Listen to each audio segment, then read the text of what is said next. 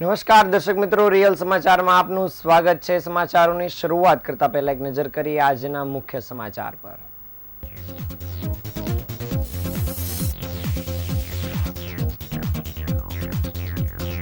ચૈત્રી નવરાત્રીની આઠમે મંદિરોમાં ભક્તોનું ઘોડાપુર ઉમટી પડ્યું।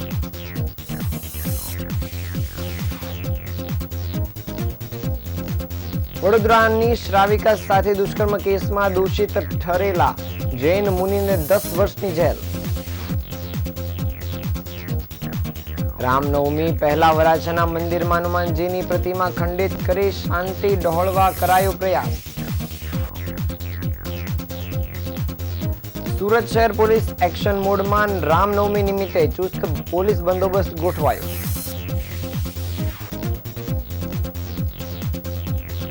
સરકારી વિજ્ઞાન કોલેજ માટે વરાછામાં પાલિકાએ શિક્ષણ વિભાગને જમીન ફાળવી।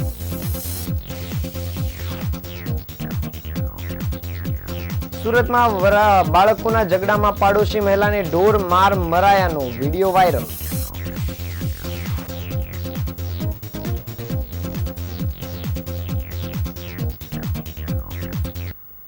સમાચાર વિગતે જોઈએ। ચૈત્ર મહિનાના પ્રારંભથી લઈને આજે નવરાત્રીનું આઠમ છે, જેથી માતાજીના ઉપાસકો મોટી સંખ્યામાં માતાજીના દર્શન માટે મંદિર પર ઉમટી પડ્યા છે। સુરતના અંબિકા નિકેતન મંદિરમાં મોટી સંખ્યામાં લોકો ઉમટી પડ્યા હતા અને મંદિરમાં માતાજીનો અદ્ભુત શૃંગાર કરવામાં આવ્યો છે, જેના દર્શન કરીને ભાવિકોએ આજે ધન્યતાની લાગણી અનુભવી હતી। મંદિરમાં પણ ભાવિકોની સુવિધાને લઈને વિશેષ આયોજન પણ કરવામાં આવ્યા છે। પાર્લે પોઈન્ટ ખાતે આવેલા અંબિકા નિકેતન મંદિરમાં ચૈત્રી નવરાત્રીના પર્વ નિમિત્તે દર્શન માટે ભાવિકો વહેલી સવારથી જ ઉમટી પડ્યા હતા અને મંદિરમાં હવન યજ્ઞ સહિતના કાર્યક્રમોની ઝાંખી પણ જોવા મળી હતી। મંદિર ટ્રસ્ટ દ્વારા કહેવાયું છે કે 9 દિવસ સુધી બ્રહ્મ મુહૂર્તથી લઈને દર્શનની વ્યવસ્થા કરવામાં આવી છે અને રેલિંગ પણ રાખવામાં આવી છે અને ભાવિકોને તકલીફ ન પડે તે માટે પાણી અને સ્વયંસેવકોની પણ વ્યવસ્થા કરવામાં આવી છે।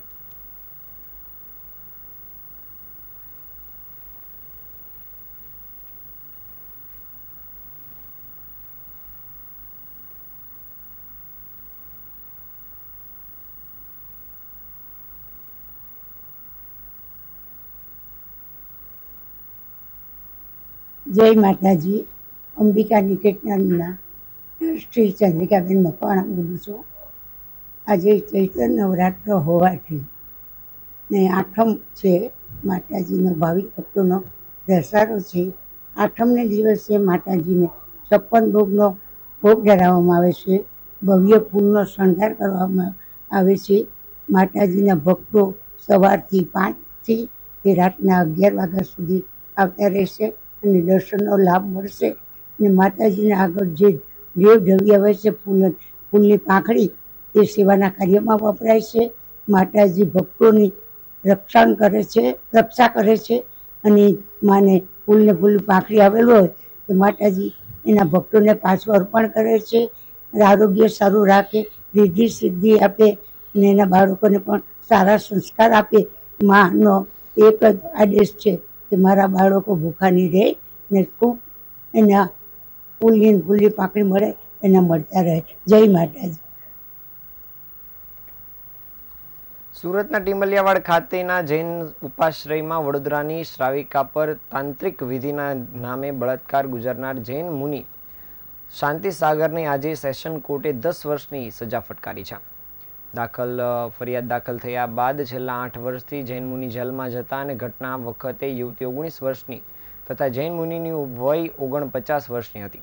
પીડિતાના માતા પિતા પહેલા મુનિ પાસે આવતા હતા, તેઓ જેમને ગુરુ માનતા હતા અને બાદમાં તેઓ દીકરીને પણ લાવ્યા હતા અને દુષ્કર્મીએ પહેલા માતા પિતાને એક કુંડાળામાં બેસાડી ત્યાંથી ખસવાની ના પાડીને યુવતીને મોઢા પર પીંછી ફેરવી મંત્ર ઉચ્ચાર્યા બાદ હિપ્નોટાઇઝ કરી બળાત્કાર ગુજાર્યો હતો।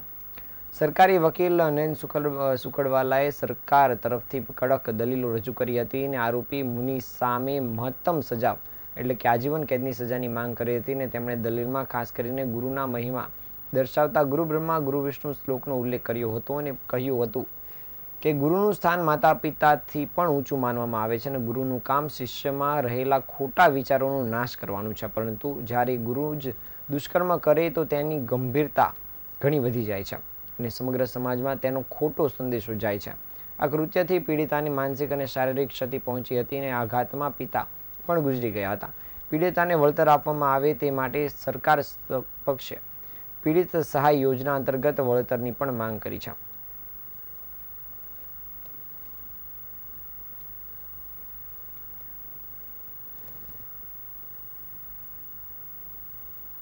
સુરત શહેરના અશ્વની કુમાર વિસ્તારમાં આવેલા ફૂલપાડા ખાતે એક ગંભીર અને દુઃખદ ઘટના સામે આવી છે. રામનવમીના અવસર પહેલા ગુપ્તેશ્વર મહાદેવ મંદિરમાં સ્થિત હનુમાનજીની પ્રતિમાને અજાણ્યા શખ્સ દ્વારા ખંડિત કરવામાં આવી છે, જેને લઈને લોકોની લાગણી દુભાવવાની સાથે લોકોમાં રોષનો માહોલ છવાઈ ગયો છે.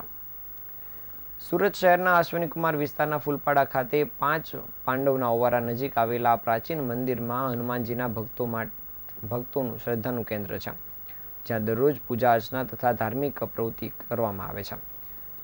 હનુમાનજીની પ્રતિમાને થયેલા નુકસાનના સમાચાર મળતા જ લોકોમાં રોષ ફાટી નીકળ્યો છે અને ભક્તોમાં આ ઘટનાને લઈને ભારે વિરોધ અને રોષ જોવા મળી રહ્યો છે. આ ઘટના રામનવમીના એક દિવસ પૂર્વે બનતા અનેક લોકોએ આ કૃત્યને કોમી એકતાને તોડવાનો પ્રયાસ ગણાવ્યો છે. સ્થાનિક નાગરિકો તથા ભક્તોએ પોલીસને જાણ કરતા પોલીસ તાત્કાલિક ઘટનાસ્થળ પર પહોંચી ગઈ હતી અને કાર્યવાહી પણ શરૂ કરી છે. ત્યારે લોકોએ પોલીસ સમક્ષ હનુમાનજીની પ્રતિમા ખંડિત કરનાર સામે તાત્કાલિક તપાસ શરૂ કરીને કડકમાં કડક પગલાં લેવાની માંગ પણ કરી છે.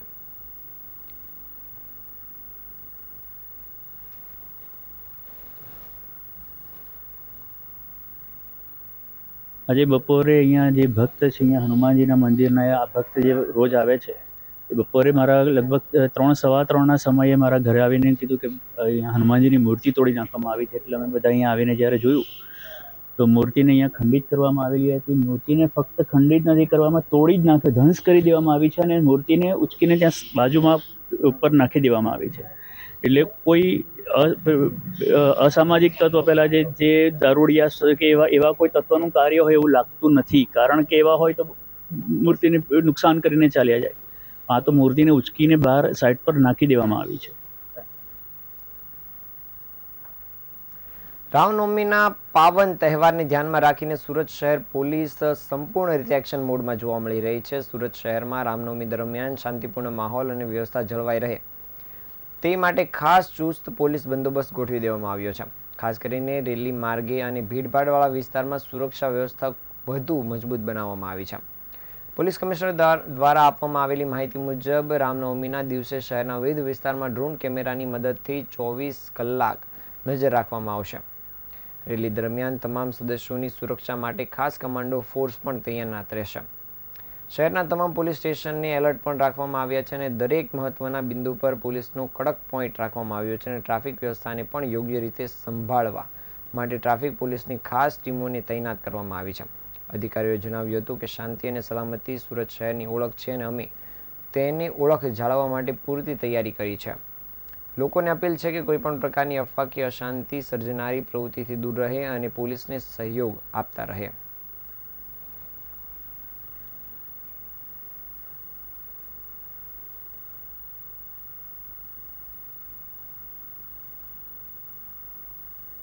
ये रामनवमी के त्यौहार में जो यात्रा निकलने वाली है उसके मद्देनज़र जो यात्रा के रूट हैं उन पे पुलिस के द्वारा पेट्रोलिंग की जा रही है. नए किराएदार, बाड़ुआ, आसपास जो असामाजिक तत्व हैं, अपराधी हैं, उन सबको हम लोग वेरीफाई कर रहे हैं. ड्रोन से भी रूफ टॉप की स्कैनिंग हो रही है और ये कंटिन्यू हमारी एक्सरसाइज है वो चलती रहेगी जब तक के लिए रामनवमी का त्यौहार पूरा नहीं होगा. સુરતના વરાછા અને કામરેજ વિસ્તારના લોકો માટે વર્ષોથી ચાલી રહેલી સરકારી સાયન્સ કોલેજની માંગ હવે પૂર્ણ થવા જઈ રહી છે. લસકાણા નજીક વાલક પાટિયા પાસે કોલેજ માટે જમીન ફાળવી દેવામાં આવી છે, જેને લઈને સ્થાનિકોમાં હર્ષની લાગણી જોવા મળી છે. શિક્ષણ વિભાગે વર્ષ 2025-26ના વાર્ષિક બજેટમાં આ કોલેજ માટે 52 કરોડની જોગવાઈ કરવાની દરખાસ્ત રજૂ કરી હતી અને આ દરખાસ્તને રાજ્યના મુખ્યમંત્રીએ મંજૂરી આપી છે, જેને પગલે હવે કોલેજના બાંધકામ માટેનો માર્ગ ખુલ્લો કરી દેવામાં આવ્યો છે અને આ નવી સરકારી કોલેજની સ્થાપનાથી વરાછા અને કોલેજના વિદ્યાર્થીઓને ગુણવત્તાપૂર્વકનું ઉચ્ચ શિક્ષણ તેમની આસપાસ જ ઉપલબ્ધ થશે. વર્ષોથી ચાલતી આવી માંગ હવે પાયા પરથી સાકાર થવા જઈ રહી છે, જેની સ્થાનિકોમાં ખુશીની લહેર જોવા મળી રહી છે. શિક્ષણ મંત્રી પ્રફુલ્લ પાનસુરિયાએ જણાવ્યું હતું કે પાલિકા દ્વારા જમીન શિક્ષણ વિભાગને સોંપી દેવામાં આવી છે અને ટૂંક સમયમાં બાંધકામની કામગીરી શરૂ કરવામાં આવશે. તેમણે ઉમેર્યું હતું કે કોલેજનું બાંધકામ વહેલી તકે પૂર્ણ કરવામાં આવશે, જેથી વિદ્યાર્થીઓને સમયસર લાભ મળી શકે.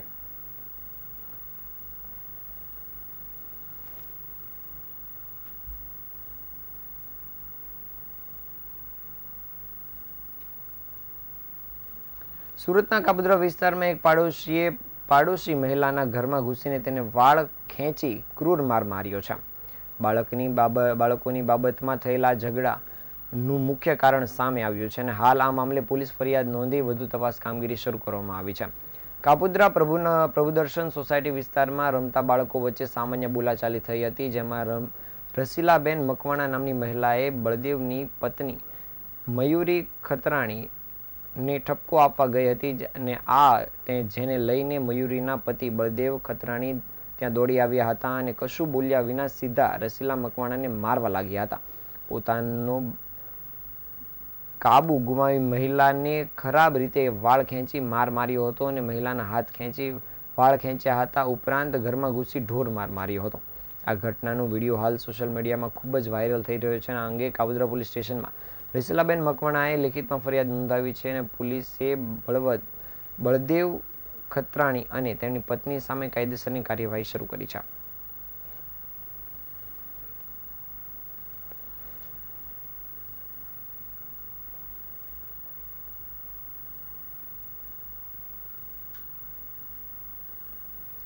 સુરત શહેરમાં મનપાના ફૂડ સેફ્ટી ઓફિસર દ્વારા સ્થળ તપાસ કરીને કુલ 13 સંસ્થાઓમાંથી આઈસ ડીશ, આઈસ ગોલા અને આઈસ્ક્રીમ તેમજ સિરપના કુલ 18 નમૂના લઈને પૃથ્થકરણ માટે પબ્લિક હેલ્થ લેબોરેટરીમાં મોકલી આપવામાં આવ્યા છે, જેનો પૃથ્થકરણ અહેવાલ આવ્યાથી આગળની કાર્યવાહી શરૂ કરવામાં આવશે. હાલમાં ઉનાળાની શરૂઆત થઈ ગઈ છે અને ઉનાળામાં આઈસ ડીશ અને આઈસ ગોલાનું સેવન મોટા પ્રમાણમાં લોકો કરતા હોય છે. ત્યારે સુરત શહેરમાં સુરત મહાનગરપાલિકાના ફૂડ સેફ્ટી ઓફિસર દ્વારા અલગ અલગ ટીમો બનાવીને સુરત શહેરમાં આઈસ ડીશ અને આઈસ ગોલાનું વેચાણ કરતી સંસ્થાઓને ત્યાં તપાસ કામગીરી શરૂ કરવામાં આવી હતી અને અલગ અલગ ઝોનમાં ફૂડ સેફ્ટી ઓફિસર દ્વારા સ્થળ તપાસ કરીને અલગ અલગ કુલ 13 સંસ્થાઓમાંથી આઈસ ડીશ, આઈસ ગોલા, ક્રીમ અને સિરપના કુલ 18 નમૂના લેવામાં આવ્યા છે અને પૃથ્થકરણ માટે પબ્લિક હેલ્થ લેબોરેટરી સુરત મહાનગરપાલિકા ખાતે મોકલી આપવામાં આવ્યા છે. ફૂડ સેફ્ટી ઓફિસર જગદીશભાઈએ જણાવ્યું હતું કે રિપોર્ટમાં કોઈ પણ ખામી આવશે તો તાત્કાલિક ફૂડ સેફ્ટી એક્ટ હેઠળ કાયદેસરની કાર્યવાહી હાથ ધરવામાં આવશે.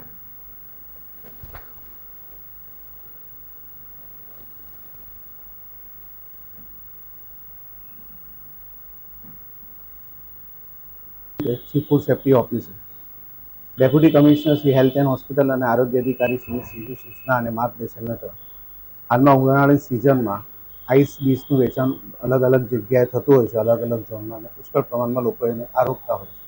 તેથી ફૂડ વિભાગના ફૂડ સેફ્ટી ઓફિસરો દ્વારા તારીખ 3/4/2025ના રોજ સાંજે અલગ અલગ ઝોનમાં તપાસણી કરવામાં આવેલી હતી.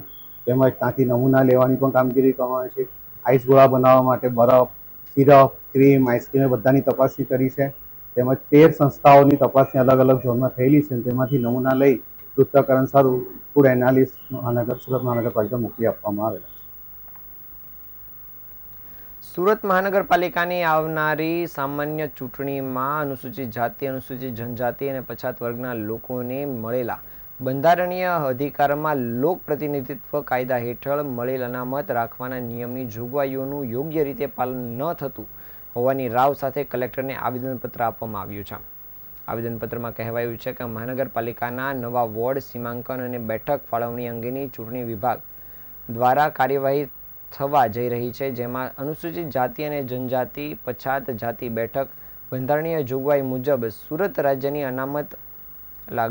રાજ્યની અનામત અંગેની ટકાવારી પ્રમાણે અનુસૂચિત જાતિ 60%, અનુસૂચિત જનજાતિ 14% અને ઓબીસી 27% મુજબ ફાળવણી થવી જોઈએ તેવો બંધારણીય અધિકાર હોવાનું લખવામાં આવ્યું છે. તેમ છતાં તે પ્રમાણે ફાળવણી ન થતી હોવાની લઈને આજ રોજ તમામ સમાજના આગેવાનો દ્વારા જિલ્લા કલેક્ટર કચેરી ખાતે પહોંચીને આવેદનપત્ર પાઠવવામાં આવ્યું છે.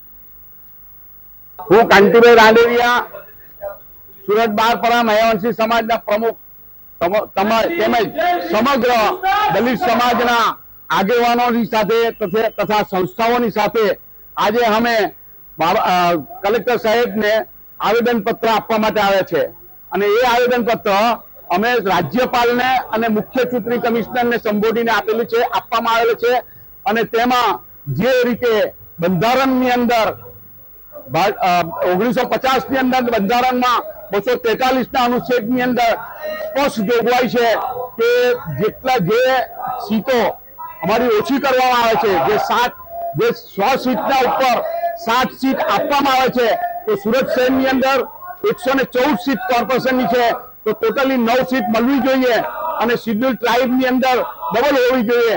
કે સીટ ઘટાડીને આજે સુરત શહેરની અંદર ફક્ત ને ફક્ત 3 સીટ કરી દેવામાં આવી છે. 1995 ની અંદર સુરત મહાનગરપાલિકાની અંદર 9 સીટ હતી, જ્યારે 2000ની સાલમાં 7 થઈ ગઈ અને 2010 ની અંદર 5 થઈ ગઈ, આમ ઓછી કરતા 3 થઈ ગઈ છે.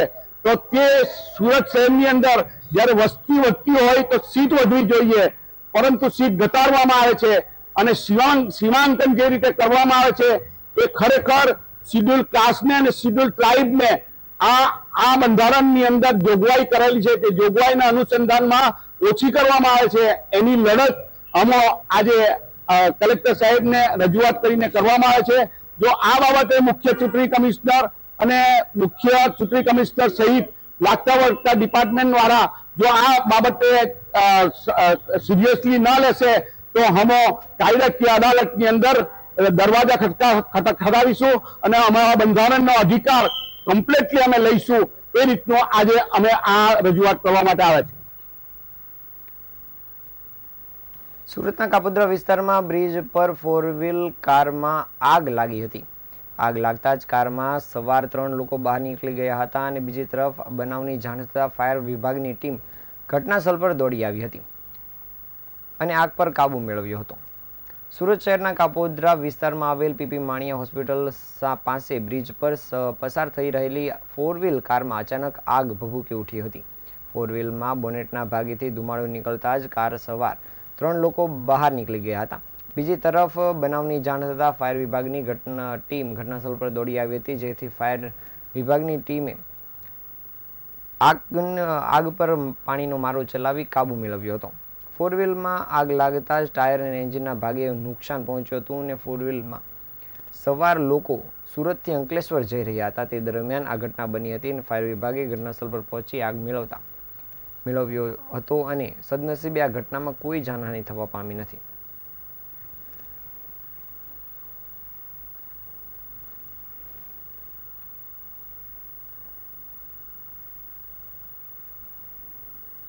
ચૈત્ર માસ દરમિયાન લોકો વિવિધ સપ્તાહ અને કથાઓનું આયોજન કરતા હોય છે. આ આયોજનો થકી ભક્તિનું ભાથું પણ બાંધતા હોય છે. ત્યારે સુરતના કતારગામ વિસ્તારમાં આવેલ કંતારેશ્વર મહાદેવ મંદિરની પાછળ વસંતજી પાર્ક સોસાયટીની વાડીમાં શ્રી રામ કથાનું ભવ્ય આયોજન કરવામાં આવ્યું હતું. ગત 30મી માર્ચથી આ કથાનો પ્રારંભ થયો હતો અને જે આગામી 6 એપ્રિલ સુધી ચાલનાર છે. હાલ કથાના પાવન પ્રસંગે મોટી સંખ્યામાં શ્રદ્ધાળુઓ એકત્રિત થઈ ભગવાન શ્રી રામના જીવન પ્રસંગને સાંભળી રહ્યા છે. કથાકાર શ્રી અભય બાપુના મુખે ભક્તગણ ચૈત્રી નવરાત્રિના પાવન દિવસોમાં શ્રી રામના સંઘર્ષમય જીવન અને તેમના મંગળ કાર્યો વિશે શ્રવણ કરી ભક્તિમાં લીન થઈ રહ્યા છે. ત્યારે રામકથા અંતર્ગત ભગવાન શ્રી રામના વિવાહ પ્રસંગની ભવ્ય ઉજવણી આ કથા અંતર્ગત કરવામાં આવી હતી અને આ પાવન પ્રસંગે સ્થાનિક રહેવાસીઓ અને સ્નેહીજનો મોટી સંખ્યામાં જોડાયા હતા અને ધર્મમય વાતાવરણમાં ગુંજી ઉઠેલા જયઘોષ સાથે આનંદ અનુભવી રહ્યા હતા.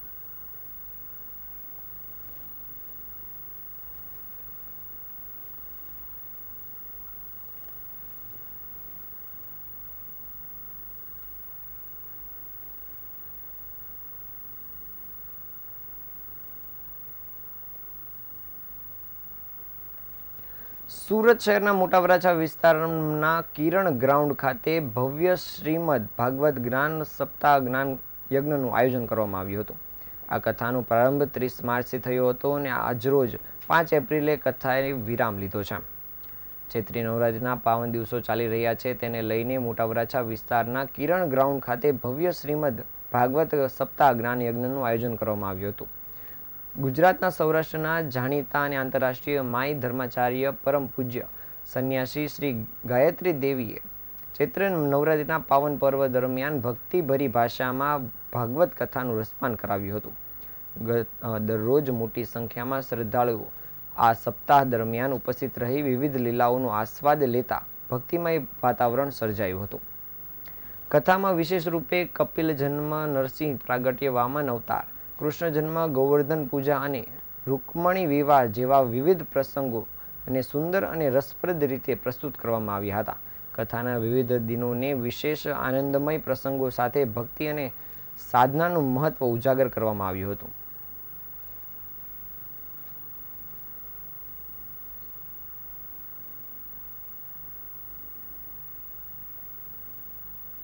ગાયત્રી દેવી નવદુર્ગા આશ્રમ ટાણા સિહોર પાસે અમારો આશ્રમ આવેલો છે.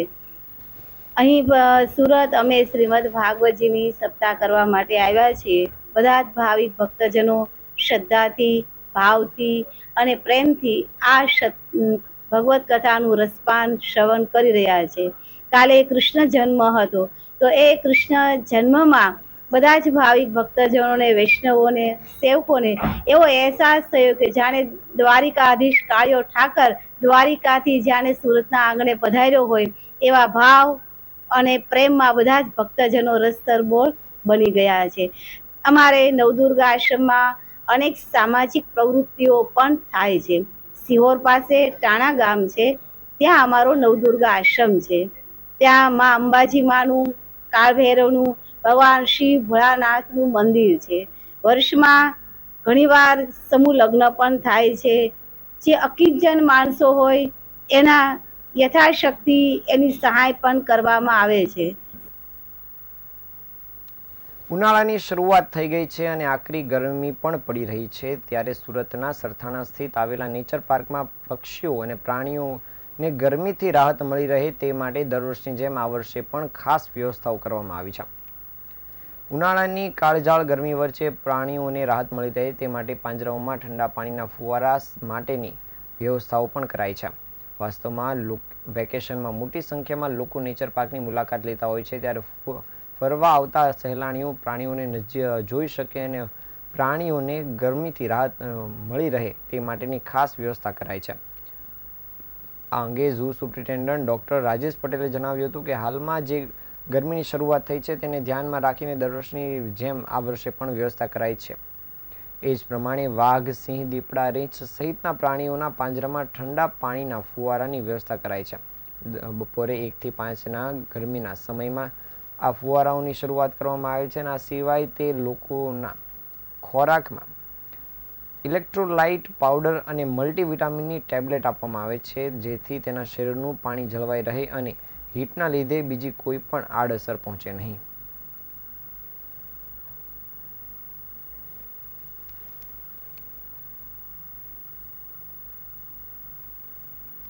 સુરત શહેરમાં જરૂરિયાતમંદ અને ગરીબ લોકોને આર્થિક, શૈક્ષણિક અને સ્વાસ્થ્યને લગતી સેવાઓ માટે શ્રી સુરતી મોઢવણી સાર્વજનિક ટ્રસ્ટ સતત કાર્યરત રહે છે. ત્યારે આ કાર્યને વધુ વેગવંતુ બનાવવા માટે આ ટ્રસ્ટ દ્વારા એક ખાસ ડાયગ્નોસ્ટિક અને હેલ્થ સેન્ટરની શરૂઆત કરવામાં આવી રહી છે. સુરત શહેરના પાલ વિસ્તારમાં કૈલાશબેન રમેશભાઈ જોશી ડાયગ્નોસ્ટિક અને હેલ્થ સેન્ટરની આગામી તારીખ 7મી એપ્રિલના રોજ શરૂઆત થવા જઈ રહી છે. ગુજરાત સરકારના આરોગ્ય મંત્રીના હસ્તે આ સેન્ટરના રેડિયોલોજી અને ફાર્મસી વિભાગનું ઉદ્ઘાટન કરવામાં આવનાર છે. આ પ્રસંગે રેડિયોલોજી ડિપાર્ટમેન્ટ અને ફાર્મસી ડિપાર્ટમેન્ટના લોકાર્પણ કાર્યક્રમમાં અતિથિ વિશેષ તરીકે સાંસદ મુકેશભાઈ દલાલ, ધારાસભ્ય પુણેશભાઈ મોદી, પદ્મશ્રી મથુરભાઈ સવાણી અને સામાજિક અગ્રણી એવા ભરતભાઈ શાહ સહિતના મહાનુભાવો ઉપસ્થિત રહેનાર છે. અને આ હેલ્થ સેન્ટર દ્વારા લોકોને રાહત દરે રેડિયોલોજીની સેવા ઉપરાંત ફિઝિયોથેરાપી અને ડાયાલિસિસની સેવાઓ તેમજ લેબોરેટરીની સેવાઓ આપવામાં આવે છે. આ ઉપરાંત MD ફિઝિશિયન તથા સુપર સ્પેશિયાલિસ્ટ ડૉક્ટરોની સેવાઓ પણ અહીં લોકોને આપવામાં આવશે.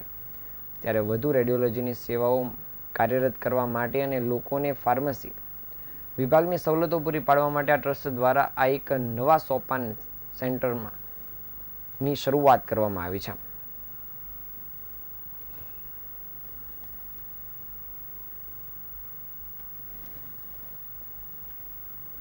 વિસ્તાર લાપસીવાલા એ શ્રી સુરતી મોર વણિક સાર્વજનિક ટ્રસ્ટના વાઇસ પ્રેસિડેન્ટ છું.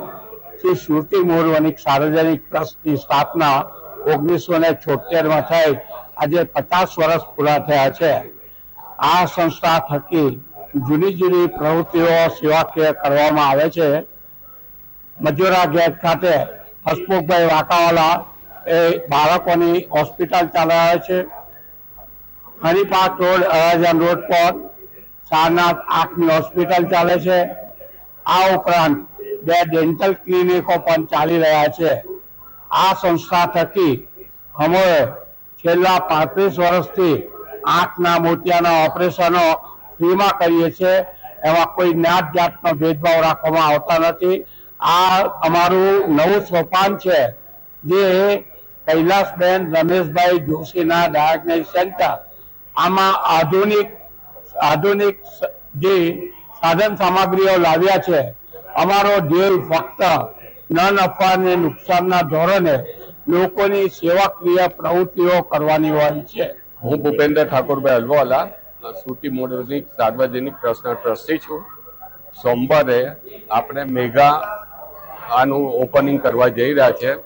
એમાં ઋષિકેશભાઈ પટેલ જે આપણા આરોગ્ય મંત્રી છે તે આ ઉદ્ઘાટન કરવા આવી રહ્યા છે. અને આ ડાયગ્નોસ્ટિક સેન્ટર પાલ વિસ્તારમાં આવ્યું છે નિયર રાજદન થિયેટર. અને આ ઉદ્ઘાટનમાં આપ સૌને પધારવા અમારી નમ્ર વિનંતી.